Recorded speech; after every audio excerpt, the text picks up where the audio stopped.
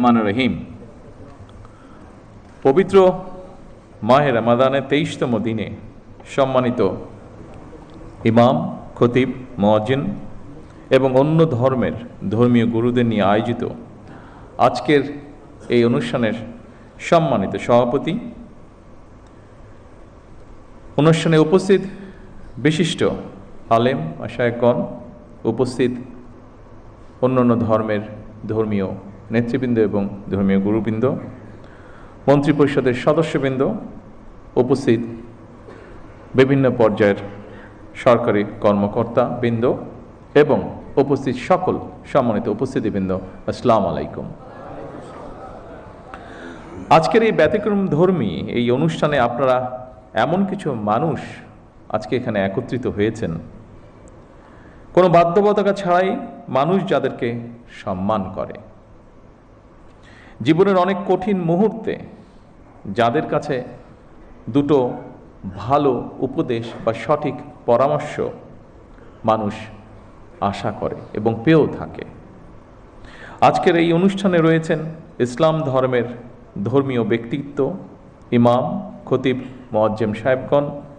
উপস্থিত রয়েছেন একই সঙ্গে হিন্দু, বৌদ্ধ, খ্রিস্টান ধর্মের বিভিন্ন নেতৃত্ব, পুরোহিত, সেবায়েত, বিহার অধ্যক্ষ এবং উপাধ্যক্ষ। যে উদ্দেশ্যে আজ আমরা এখানে একত্রিত হয়েছি, ইতিমধ্যেই আপনারা সেটি দেখেছেন, সেটি জেনেছেন, সেটি আপনারা শুনেছেন।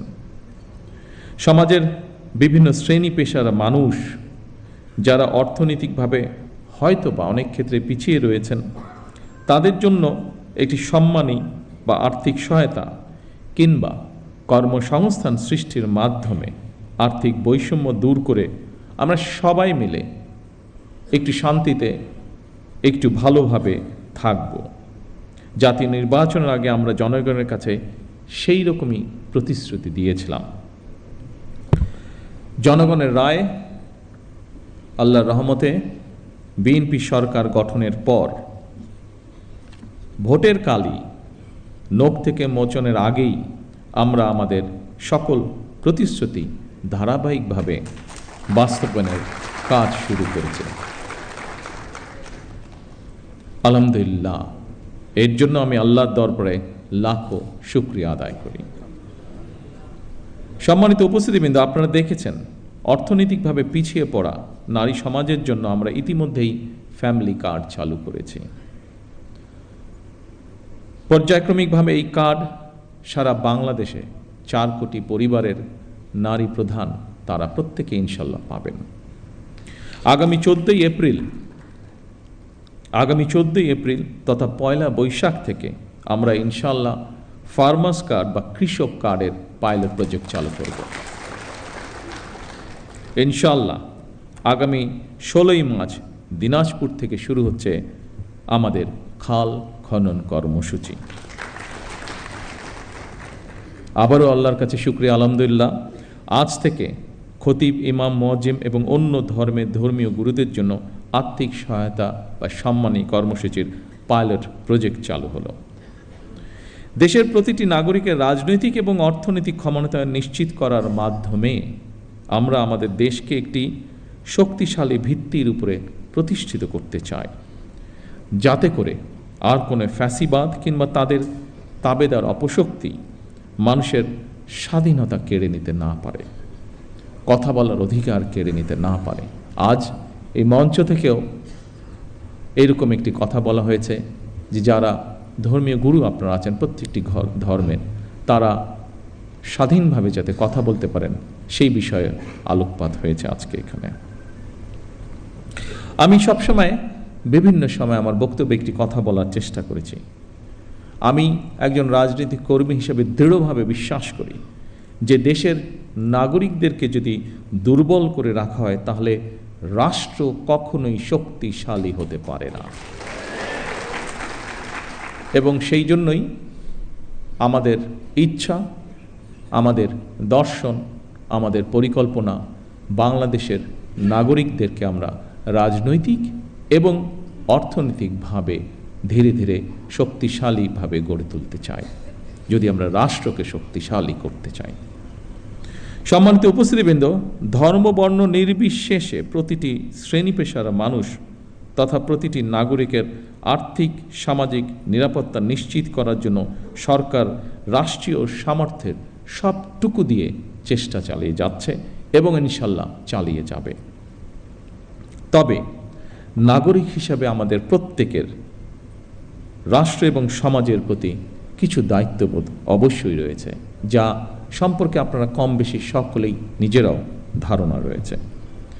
নাগরিক হিসেবে আমরা যদি যে যার অবস্থান থেকে রাষ্ট্র এবং সমাজের প্রতি যার যার সঠিক দায়িত্বটি পালন করি, আমি এই দেশের নাগরিক হিসাবে, একজন রাজনৈতিক কর্মী হিসাবে দৃঢ়ভাবে বিশ্বাস করে ইনশাআল্লাহ দ্রুততম সময়ের ভিতরে আমরা রাজনৈতিকভাবে এবং অর্থনৈতিকভাবে একটি সুন্দর স্বনির্ভর আমাদের প্রত্যাশিত বাংলাদেশ গড়ার কাজে এগিয়ে নিয়ে যেতে পারব। সম্মানিত ধর্মীয় নেতৃবৃন্দ, দুনিয়ার কল্যাণের পাশাপাশি আখিরাতের কল্যাণের জন্য প্রার্থনার কথা পবিত্র কোরআনে কারিমে উল্লেখ রয়েছে।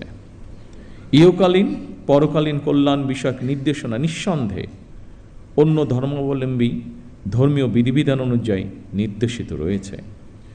সুতরাং ধর্মীয় বিধিবিধানের আলোকেই আপনারা আপনাদের শিক্ষা, দীক্ষা ও যোগ্যতা এবং অভিজ্ঞতাকে কিভাবে আরও বেশি করে দেশ এবং জনগণের কল্যাণের প্রয়োগ করতে পারেন, সেই চিন্তা এবং চেষ্টাও অব্যাহত রাখা অত্যন্ত জরুরি এই দেশের জন্য।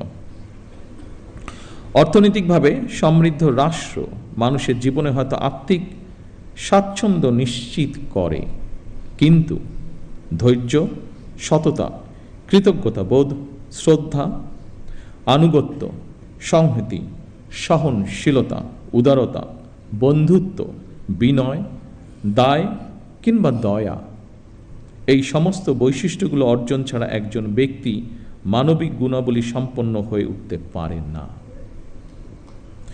এই ধরনের মানবিক বৈশিষ্ট্যগুলো অর্জনের জন্য ধর্মীয়, সামাজিক, নৈতিক মূল্যবোধে উজ্জীবিত হওয়া অত্যন্ত জরুরি বলে আমি মনে করি। বিশেষ করে স্বৈরাচারের পতনের পর, বিতাড়িত হয়ে যাওয়ার পর এটি সমগ্র দেশে সকল শ্রেণী, সকল বয়সের মানুষের মধ্যে আরও বেশি প্রয়োজন। বিশেষ করে আগামী দিন যারা এই দেশকে নেতৃত্ব দেবে তাদের জন্য আরও বেশি প্রয়োজন। এই ধরনের মানবিক বৈশিষ্ট্যগুলো অর্জনের জন্য ধর্মীয়, রাজনৈতিক, সামাজিক, নৈতিক মূল্যবোধে উজ্জীবিত হওয়া অত্যন্ত জরুরি। রাষ্ট্র, সমাজ এবং প্রতিবেশ থেকে অর্জিত আচরণ থেকে মানুষ তার শুদ্ধ জীবন এবং সুস্থ চিন্তার মানসিক নির্দেশনা পায়। পবিত্র হাদিসে বলা হয়েছে, যার আমানতদারি নেই, যার কাছে নিরাপত্তা নেই, সে প্রকৃত ঈমানদার নয়। যার ওয়াদা ঠিক নেই, তার কোনো ধর্মও নেই।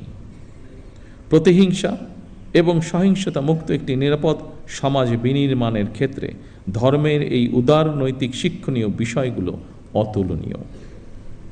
আমার বিশ্বাস, একটি নৈতিক সমৃদ্ধ মানব সমাজ গঠনের জন্য প্রতিটি ধর্মেই এ ধরনের ইতিবাচক বার্তা রয়েছে। সেজন্যই সম্মানিত উপস্থিতিবৃন্দ, সকল ধর্মের সম্মানিত নেতৃবৃন্দ, গুরুবৃন্দ, একটি ধর্মীয়, সামাজিক, নৈতিক মূল্যবোধে সমৃদ্ধ মানসিকতা তৈরির ক্ষেত্রে আপনাদের মতন ধর্মীয় জ্ঞানসম্পন্ন মানুষদের ভূমিকা অত্যন্ত গুরুত্বপূর্ণ। সম্মানিত ধর্মীয় নেতৃবৃন্দ, দেশে প্রায় 3.5 লক্ষ বা তার কিছু বেশি মসজিদ রয়েছে। এর বাইরে অন্যান্য ধর্মীয় প্রতিষ্ঠানগুলো রয়েছে। আমরা সারা দেশে মসজিদ এবং এই ধর্মীয় প্রতিষ্ঠানগুলোর ধর্মীয়, সামাজিক এবং নৈতিক শিক্ষা কার্যক্রমের কেন্দ্রবিন্দুতে পরিণত করতে চাই। স্বাধীনতার ঘোষক শহীদ রাষ্ট্রপতি জিয়াউর রহমান সরকারের সময় দেশে প্রথমবারের মতন ইমাম প্রশিক্ষণ একাডেমি চালু হয়েছিল 1993 সালে, যা এখানে আমাদের আজকের একজন আলোচক উল্লেখ করে গিয়েছেন। 1993 সালে বেগম খালেদা জিয়া সরকারের সময় মসজিদ ভিত্তিক শিশু এবং গণশিক্ষা কার্যক্রম চালু হয়েছিল। বর্তমান সরকারও ইমাম মুয়াজ্জিম সাহেবদের জন্য একটি সহ অন্যান্য ধর্মগুরুদের জন্য একটি নির্দিষ্ট হারে সম্মানী ভাতা প্রদানের পাশাপাশি আপনাদেরকে আরও যোগ্যতরভাবে নেতৃত্ব দেওয়ার জন্য আরও কীভাবে রাষ্ট্রীয় উন্নয়নে আপনাদের প্রতিভাকে ব্যবহার করা যায় সেই পরিকল্পনাও গ্রহণ করার কাজে হাত দিয়েছে। বিভিন্ন সম্প্রদায়ের বিভিন্ন ধর্মীয় সম্প্রদায়ের সম্মানিত নেতৃবৃন্দ, খতিব ইমাম মুয়াজ্জিমদের সম্মানী ভাতা দেওয়ার যে কর্মসূচি বর্তমান সরকার, আপনাদের সরকার চালু করেছে, এই কর্মসূচির অধীনে প্রথম পর্যায়ে পাইলটিং স্কিমের আওতায় মোট 4,908টি মসজিদ, 990টি মন্দির এবং 144টি বৌদ্ধ বিহারে মোট 16 জন 992 জন এই মাসিক সম্মানী পাওয়া শুরু করেছেন আজ থেকে। পর্যায়ক্রমিকভাবে ইনশাল্লাহ সবাইকে এই কর্মসূচির আওতায় অন্তর্ভুক্ত করা হবে। বিভিন্ন শ্রেণী পেশার মানুষের জন্য সরকারের এইসব অর্থনৈতিক কর্মসূচি উদ্যোগের মূল উদ্দেশ্য হচ্ছে, যা আমি আগেই উল্লেখ করেছি, নাগরিকদেরকে অর্থনৈতিকভাবে স্বাবলম্বী করে গড়ে তোলা। তবে আপনাদের কাছে একটি বিনীত আহ্বান, আপনারা কেউ মসজিদে কিংবা যার যার ধর্মীয় উপাসনালয় দায়িত্ব পালনের পাশাপাশি নিজেদেরকে বিভিন্ন অর্থনৈতিক সামাজিক কর্মকাণ্ডে সম্পৃক্ত করতে চাইলে আপনাদের সেই উদ্যোগ বাস্তবায়নে সরকারের সর্বোচ্চ চেষ্টা থাকবে সহযোগিতা করা। এর বাইরে বর্তমান স্বরাষ্ট্র মন্ত্রণালয় প্রতিটি জেলা এবং উপজেলায় আইন শৃঙ্খলা কমিটিতে একজন ইমাম অথবা একজন খতিব অথবা সেই এলাকার ধর্মীয় অন্য কোনো ধর্মের ধর্মীয় গুরু, তাদেরকেও আমরা সিদ্ধান্ত নিয়েছি একজন সদস্য আমরা রাখব। সম্মানিত উপস্থিতিবৃন্দ, আমরা আজ সব ধর্মের মানুষ একসঙ্গে বসেছি, এক কাতারে বসেছি। এটি আমাদের বাংলাদেশের আবহমান কালের ঐতিহ্য। কেউ যেন আমাদের মধ্যে বিভেদ সৃষ্টি করতে না পারে। মুসলমান, হিন্দু, বৌদ্ধ, খ্রিস্টান, আমরা সবাই মিলে ইনশাল্লাহ একটি শান্তিময়, শান্তিপূর্ণ বাংলাদেশ গড়ে তুলব একসাথে। সকলের জন্য আমরা গড়ে তুলব একটি নিরাপদ রাষ্ট্র, একটি নিরাপদ সমাজ, যা প্রতিটি শ্রেণী পেশার মানুষের কাম্য। আমার বক্তব্য শেষ করার পূর্বে আমি আজকের এই দিনটিকে, আজকের আমাদের দলীয় ইশতেহারের এই কার্যক্রমটিকে সফল করার জন্য বিভিন্ন মন্ত্রণালয় সহ, বিভিন্ন মন্ত্রণালয়ের কর্মকর্তা সহ বিভিন্ন ডিপার্টমেন্টের যে সকল ব্যক্তি অক্লান্ত পরিশ্রম করেছেন, যাদের সহযোগিতায় বর্তমান সরকারের নির্বাচনে এই ম্যানিফেস্টোটি আলোর মুখ দেখতে পেয়েছে, কাজ শুরু করছে, তাদের সকলকে আমি জানাই আন্তরিক শুভেচ্ছা, তাদের সকলকে আমি জানাই আন্তরিক ধন্যবাদ।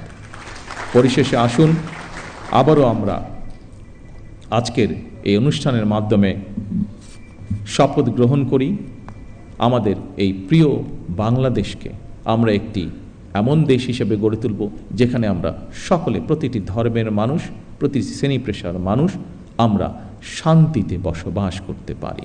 সকলকে একসাথে নিয়ে আমরা যাতে দেশকে গড়ে তুলতে পারি, এই হোক আমাদের শপথ, এই হোক আমাদের প্রত্যাশা। সকলে ইনশাল্লাহ ভালো থাকবেন, সকলে ইনশাল্লাহ সুস্থ থাকবেন। আল্লাহ হাফেজ। বাংলাদেশ জিন্দাবাদ। মাননীয় প্রধানমন্ত্রীকে তার মূল্যবান দিক নির্দেশনামূলক বক্তব্যের জন্য আন্তরিক ধন্যবাদ ও কৃতজ্ঞতা জানাচ্ছি। এবারে রয়েছে আমাদের ফটো সেশন পর্ব।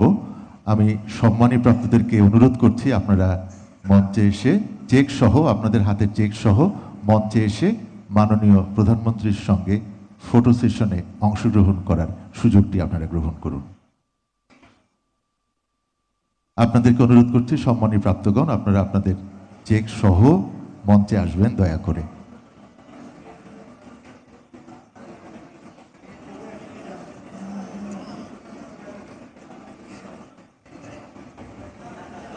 Gracias.